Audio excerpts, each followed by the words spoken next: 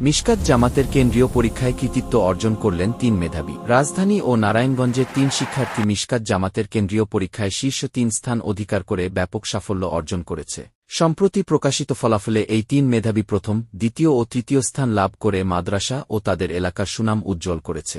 মিশকাত জামাতের কেন্দ্রীয় পরীক্ষায় দেশব্যাপী প্রথম স্থান অর্জন করেছেন ঢাকার মিরপুর -14 কাফরুলের জামেউল উলুম মাদ্রাসার শিক্ষার্থী আবু ইউসুফ। তিনি মুমতায় ফলাফলের সাথে ৭৬৪ নম্বর পেয়ে সবার শীর্ষে অবস্থান করছেন। তার রেজিস্ট্রেশন নম্বর 103438 ও রোল নম্বর ঘন 50 দ্বিতীয় স্থান অধিকার করেছেন নারায়ণগঞ্জের সিদ্ধিরগঞ্জের জালকুড়ি এলাকায় অবস্থিত জামিয়া রাব্বানিয়া আরাবিয়া মাদ্রাসার শিক্ষার্থী আব্দুল্লাহ বিন ওমর। তিনি মুমতায় ফলাফল সহ ৭৫৪ নম্বর অর্জন করেছেন। তার রেজিস্ট্রেশন নম্বর 103785 ও রোল নম্বর 10883। তৃতীয় স্থান লাভ করেছেন গাজীপুর সদরের দেশিপাড়াস্থ জামিয়া মাহাদিয়া মাদ্রাসা ও এতিমখানার মোক আব্দুল্লাহ আল মাসুদ। তিনি মুমতায় ফলাফলের সাথে ৭৫২ নম্বর পেয়েছেন।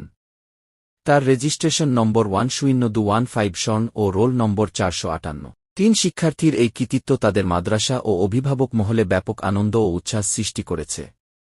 তাদের এই সাফল্য আগামীতে অন্যান্য শিক্ষার্থীদের জন্যও অনুপ্রেরণা হয়ে থাকবে বলে সংশ্লিষ্টরা মনে করছেন।